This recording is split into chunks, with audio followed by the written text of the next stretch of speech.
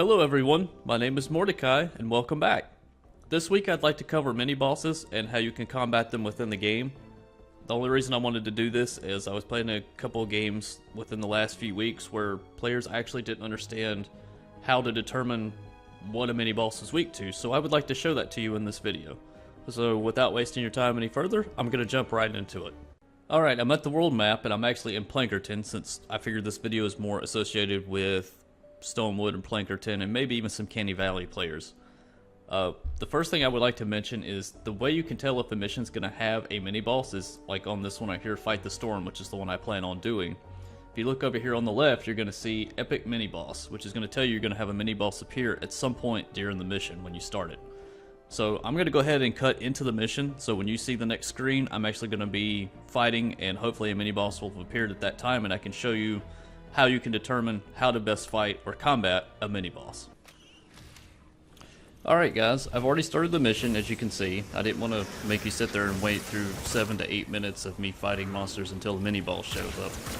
So we're about 3 minutes left into the mission timer, so the mini boss should be showing up at any time. I kind of set up a really basic base here, didn't need to do anything fancy since I'm in Plankerton. So I set up some floor launchers enough to keep them away, put up a defender with a sniper rifle and just had them go ham while I was waiting. So we'll have a mini boss here in just a moment, and you should be showing him up on the mini map in the top right. You'll hear the dramatic music and that kind of cues in, oh man, you got a mini boss. Here he is. So if you want to see what he's got, you need to run over here to him. So I need to run right down here, and of course it's a smasher, and it's a trap vulnerable smasher. Perfect on my first recording. Alright, on the top up there you saw trap vulnerable, corrosive, and another one. Basically, if it says trap vulnerable, don't shoot him, don't hit him with your sword. You need to throw up a trap. That's only really going to hurt him. So what I'm going to do here is I had to make some wall spikes so I could actually kill this guy. So I set up a quick wall, grab the wall spikes, threw it down. He punches my wall spikes once and he should go down. Bam, there he goes.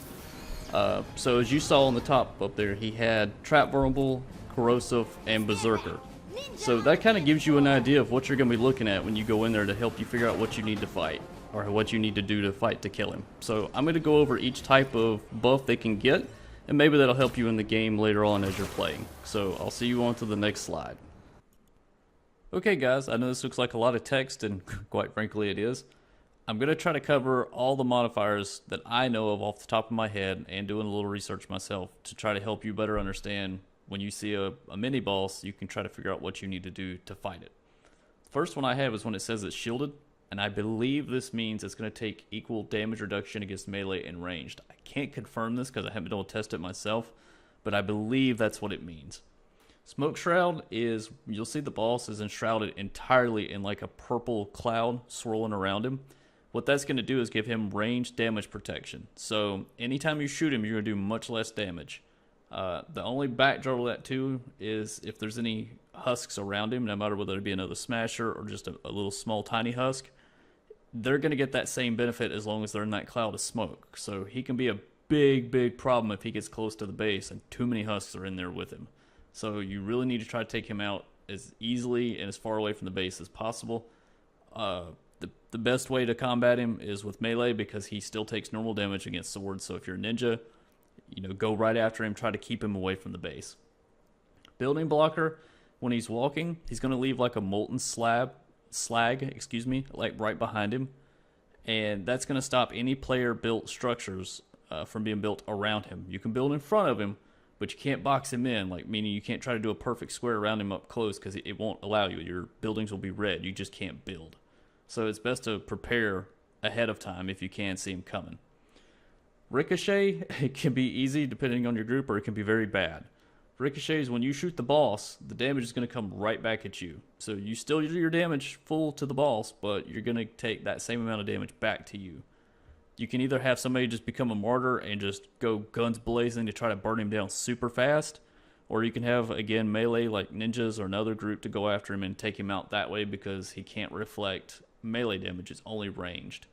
So that's the best way to do it. Or fun fact, if you have teddies or you're a soldier and you have your minigun, that damage does not get reflected back to you, so you can shoot that without any problems. Corrosive is similar to a higher end game mechanic where it's metal corrosion. The difference is corrosive will make it so that whether it be wood, brick, or metal, anytime the boss hits it, it's going to do a damage over time. So that means if it hits it and it's at 100 HP of a wall, the boss, let's say, takes away 20, then it maybe leaves a damage over time. So every couple seconds, I'm going to make up a number. It does 5 damage per tick.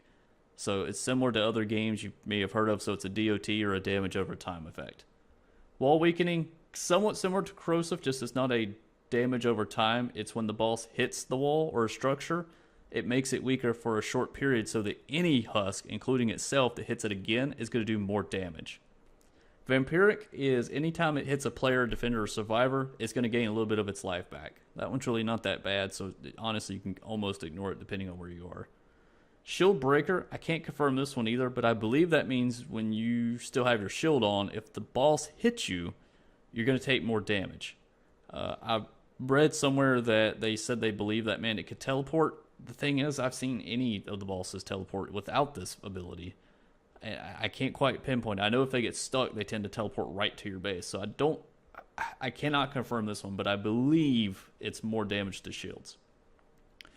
Healing means it'll periodically burst and heal nearby husk and itself, so it's kind of like constantly regenerating its life over time. That one could be a pain depending on what all it gets stacked with.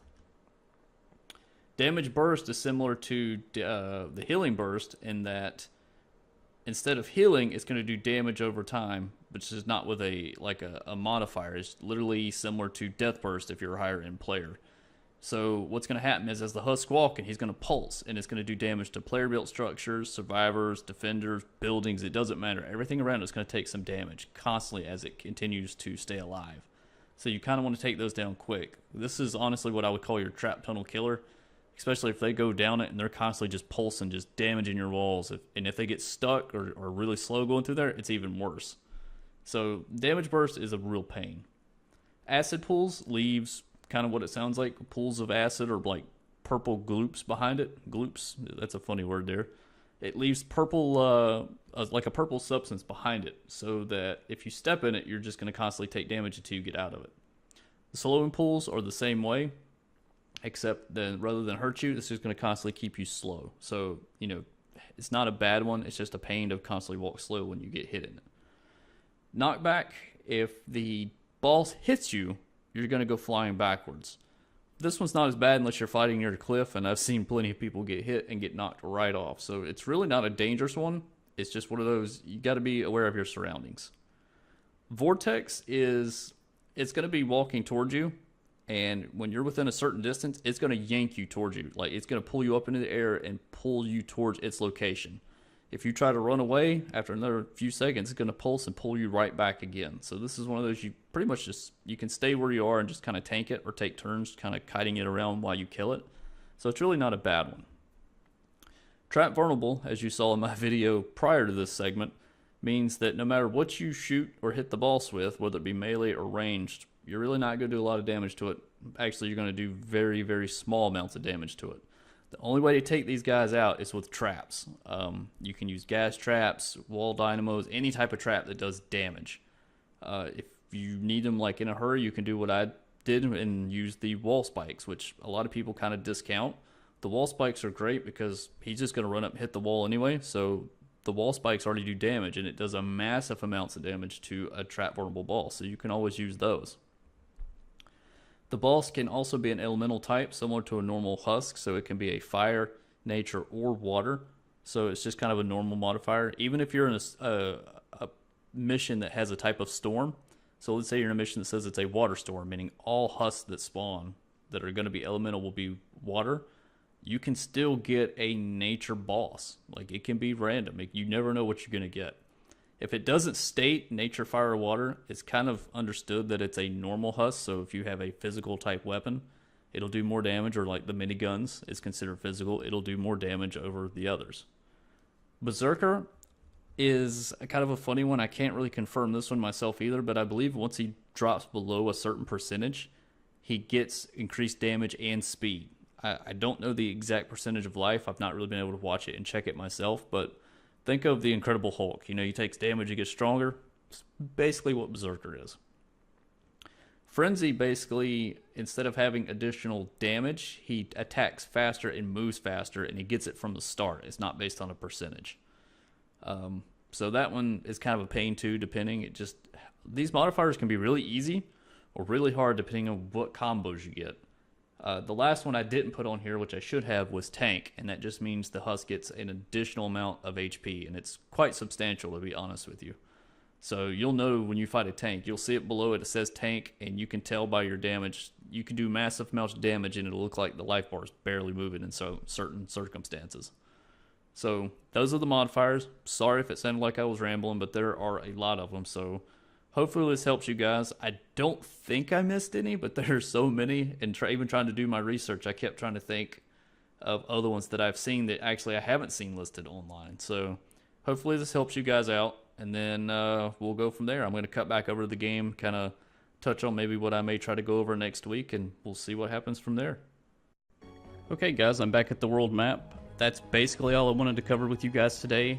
The only thing I could think of that I did forget to mention was the boss can come in either the Husk variant, the Husky Husk variant, or as you saw in the video previous to my explanation of the modifiers, a Smasher. So it can be one of those three types. But outside of that, guys, that's really all I know to tell you about the mini bosses. So hopefully that helps you in your games in the future. I'll see you again next week. So I hope you guys have an amazing day, and I'll catch you in the next one.